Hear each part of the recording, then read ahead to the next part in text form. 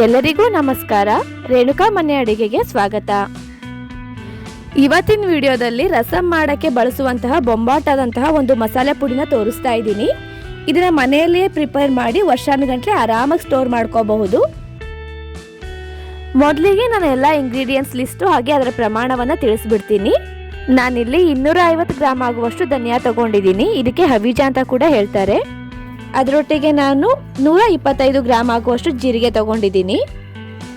ಜೊತೆಗೆ ನಾನು 1 table spoon ಆಗುವಷ್ಟು ಮೆಂತ್ಯ ಕಾಳು, ಇದರೊಟ್ಟಿಗೆ 1.5 ಟೇಬಲ್ ಸ್ಪೂನ್ ಆಗುವಷ್ಟು ಮೆಣಸಿನ ಕಾಳನ್ನು ಕೂಡ ತಗೊಂಡಿದ್ದೀನಿ. ಹಾಗೂ ಅರ್ಧ ಟೀ ಸ್ಪೂನ್ ಆಗುವಷ್ಟು ನಾನು ಇಂಗನ್ನು ಕೂಡ ಇದ್ರ ಜೊತೆಗೆ ತಗೊಂಡಿದ್ದೀನಿ.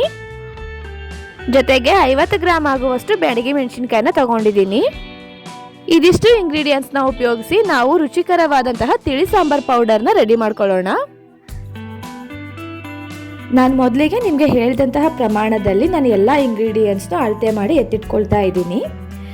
ಧನಿಯಾ, ಜೀರಿಗೆ, ಮೆಣಸಿನಕಾಳು, ಮೆಂತೆ, ಒಣಮೆಣಸಿನಕಾಯಿ ಇವೆಲ್ಲವನ್ನು ನಾವು ಯಾವ ರೀತಿ ಎಕ್ಸ್ಪ್ಲೇನ್ ಮಾಡಿದ್ದೇನೋ ನಿಮಗೆ ಅಳತೆನ ಅದೇ ಪ್ರಮಾಣವಾಗಿ ಇಲ್ಲಿ ಎತ್ತಿಟ್ಕೊಂಡಿದ್ದೀನಿ.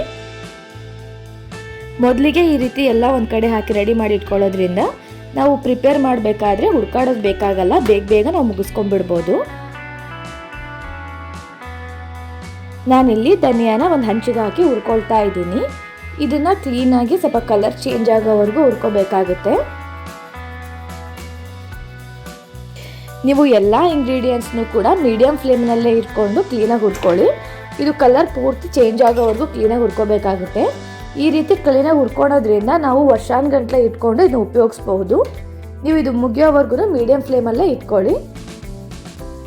ಹಾಗೆ ಅದನ್ನ ಕಂಟಿನ್ಯೂಸ್ ಆಗಿ ಬಾಡಿಸ್ತಾನೆ ಇರಬೇಕಾಗುತ್ತೆ. ಇಲ್ಲಾಂದರೆ ಒಂದು ಕಡೆ ಒತ್ತೋಗುತ್ತೆ, ಇನ್ನೊಂದು ಕಡೆ ಹಾಗೆ ಇರುತ್ತೆ. ಹಾಗಾಗಿ ನೀವು ಕಂಟಿನ್ಯೂಸ್ ಆಗಿ ಬಾಡಿಸ್ತಾನೆ ಇರಿ. ಇವಾಗ ಈ ಕಲರ್ ನೋಡ್ತಾ ಇದ್ದೀರಾ, brown colour, golden brown colour ಆಗಿದೆ. ಅದನ್ನು ನಾನು ಒಂದು ಪಾತ್ರೆಗೆ ಟ್ರಾನ್ಸ್ಫರ್ ಮಾಡ್ಕೊಳ್ತಾ ಇದ್ದೀನಿ.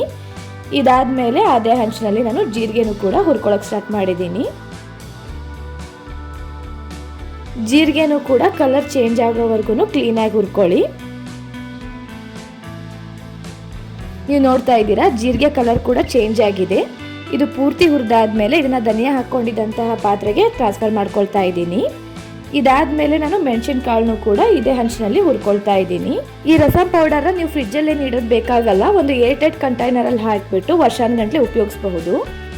ಈ ರಸಂ ಪೌಡರಲ್ಲಿ ಒಂದ್ಸರಿ ಸಾಂಬಾರು ಮಾಡಿ ನೋಡಿ, ಮನೇಲಿ ಎಲ್ಲರೂ ಸ್ವಲ್ಪ ಜಾಸ್ತಿನೇ ಊಟ ಮಾಡ್ತಾರೆ. ಟೇಸ್ಟ್ ತುಂಬ ಚೆನ್ನಾಗಿ ಬರುತ್ತೆ. ಮೆಣಸಿನಕಾಳನ್ನ ಹುರಿದಾದ್ಮೇಲೆ ನಾನು 1 ಟೇಬಲ್ ಸ್ಪೂನ್ ತೊಗೊಂಡಂತಹ ಮೆಂತೆನೂ ಕೂಡ ಇದೇ ಹಂಚಿನಲ್ಲಿ ಕ್ಲೀನಾಗಿ ಹುರ್ಕೊಳ್ತಾ ಇದ್ದೀನಿ. ಮೆಂತೆ ಸರಿಯಾದ ಹದಕ್ಕೆ ಹುರಿದಾದ್ಮೇಲೆ ನಾನು ಸ್ಟವ್ ಆಫ್ ಮಾಡಿಬಿಟ್ಟು ಮೆಂತೆನ ಅದೇ ಪಾತ್ರೆಗೆ ಟ್ರಾನ್ಸ್ಫರ್ ಮಾಡ್ಕೊಳ್ತಾ ಇದ್ದೀನಿ. ನಾನು ಎಲ್ಲ ಇಂಗ್ರೀಡಿಯೆಂಟ್ಸ್ನ ಹುರಿಯೋದಾದ್ಮೇಲೆ ನಾನು ಸ್ಟವ್ನ ಆಫ್ ಮಾಡ್ಕೊಂಡಿದ್ದೀನಿ. ಆ ಹಂಚು ಏನು ಸ್ವಲ್ಪ ಬಿಸಿ ಇರುತ್ತಲ್ಲ, ಅದೇ ಬಿಸಿ ಹಂಚಿನ ಮೇಲೆ ನಾನು ಹಿಂಗೆ ಹಾಕ್ಕೊಂಡಿದ್ದೀನಿ. ಇವಾಗ ನಾನು ಸ್ಟವ್ ಆನ್ ಮಾಡ್ಕೊಂಡಿಲ್ಲ. ಸ್ವಲ್ಪ ಇಂಗು ಬಿಸಿ ಆದಮೇಲೆ ನಾನು ತೆಗೆದು ಪಾತ್ರೆಗೆ ಟ್ರಾನ್ಸ್ಫರ್ ಮಾಡ್ಕೊಳ್ತಾ ಇದ್ದೀನಿ.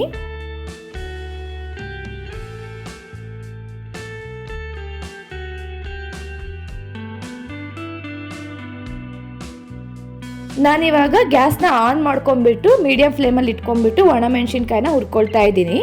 ನಾನಿಲ್ಲಿ ಪೂರ್ತಿಯಾಗಿ ಬ್ಯಾಡಗಿ ಮೆಣಸಿನ್ಕಾಯಿನ ಉಪಯೋಗಿಸ್ತಾ ಇದ್ದೀನಿ. ಹಾಗಾಗಿ 50 ಗ್ರಾಮ್ ತೊಗೊಂಡಿದ್ದೀನಿ. ನೀವೇನಾದರೂ ಅರ್ಧ ಬ್ಯಾಡಗಿ ಮೆಣಸಿನ್ಕಾಯಿ ಹಾಗೂ ಅರ್ಧ ಗುಂಟೂರು ಮೆಣಸಿನ್ಕಾಯಿ ತೊಗೊತೀರಾ ಅಂದರೆ ಸ್ವಲ್ಪ ಕಡಿಮೆ ಪ್ರಮಾಣದಲ್ಲಿ ತೊಗೋಬೋದು. ಯಾಕಂದರೆ ಗುಂಟೂರು ಮೆಣಸಿನ್ಕಾಯಿ ಸ್ವಲ್ಪ ಖಾರ ಜಾಸ್ತಿ ಇರುತ್ತೆ.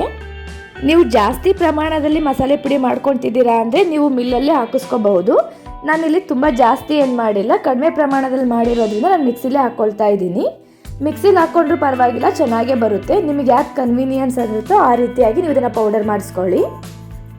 ನಾನು ಮನೆಯಲ್ಲೇ ಮಿಕ್ಸಿ ಮಾಡ್ಕೊಂಡ್ಬಿಟ್ಟು ತಿಳಿ ಸಾಂಬಾರು ಪುಡಿನ ರೆಡಿ ಮಾಡ್ಕೊಂಡಿದ್ದೀನಿ. ನಾನು ಹೇಳಿರೋ ಅಂತಹ ಪದಾರ್ಥಗಳನ್ನು ಉಪಯೋಗಿಸಿ ಇಷ್ಟು ಪ್ರಮಾಣದಲ್ಲಿ ಹಾಕಿ ನೀವು ಒಂದ್ಸರಿ ಮನೆಯಲ್ಲಿ ಟ್ರೈ ಮಾಡಿ ನೋಡಿ. ಸಾಂಬಾರು ತುಂಬ ಚೆನ್ನಾಗಿ ಬರುತ್ತೆ. ಈ ರಸಂ ಪೌಡರ್ ರೆಸಿಪಿ ನಿಮಗೆ ಇಷ್ಟ ಆಗಿದ್ದಲ್ಲಿ ಚಾನಲ್ನ ಸಬ್ಸ್ಕ್ರೈಬ್ ಮಾಡ್ಕೊಳ್ಳಿ, ಲೈಕ್ ಮಾಡಿ ಹಾಗೂ ಆದಷ್ಟು ಶೇರ್ ಮಾಡಿ.